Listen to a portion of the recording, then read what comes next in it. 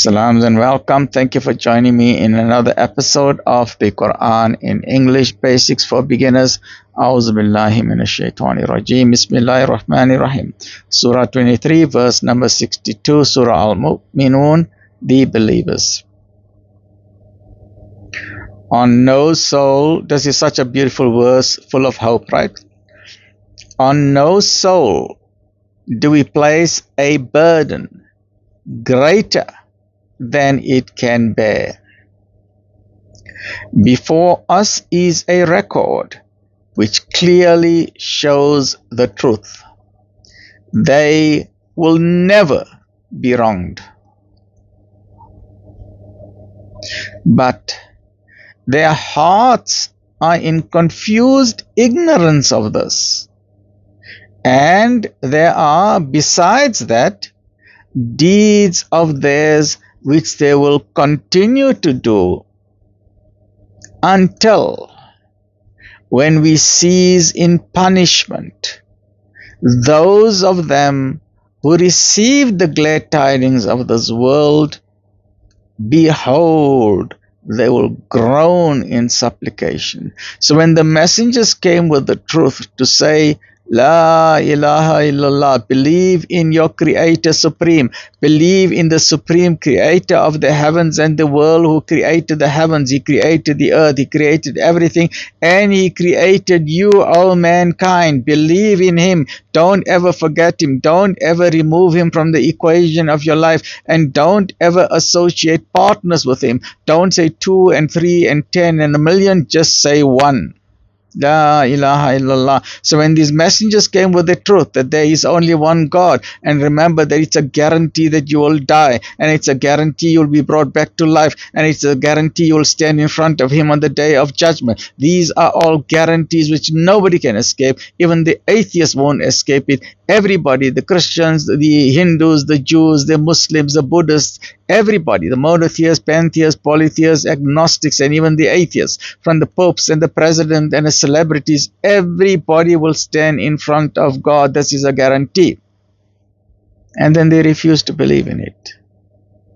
But there will be a time when, behold, they will groan in supplication. They will be on their knees. Surah Jathiyah says they will fall to their knees when they see the reality and the truth, and then they will beg to be returned to earth.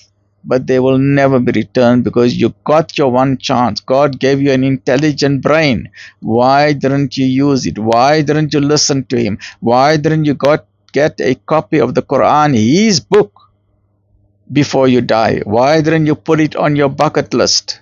Why not? Why not? Why not? That is also known as the day of shame and humiliation for the criminals of the world, whether the criminals are in government or in society or in big business or hiding in anonymous fake profiles on the internet.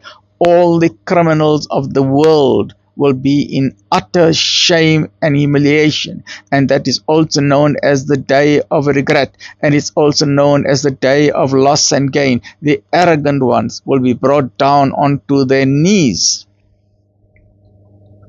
Behold, they will groan in supplication, and this is a guarantee when this punishment and the wrath of the Supreme Creator descends on them.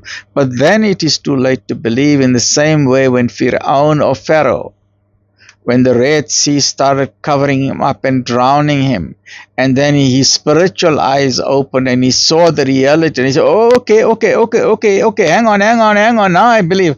But then it is too late.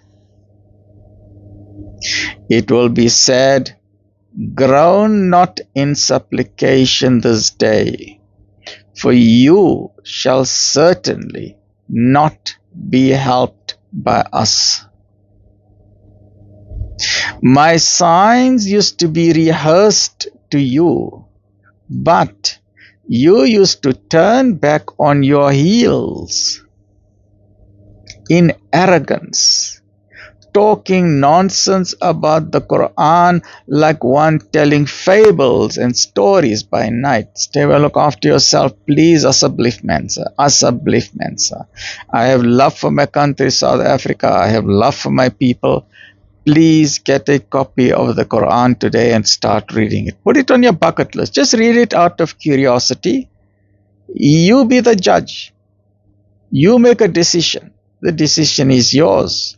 There is no compulsion in religion. Absolutely no force. Stay well, look after yourself. Alhamdulillah.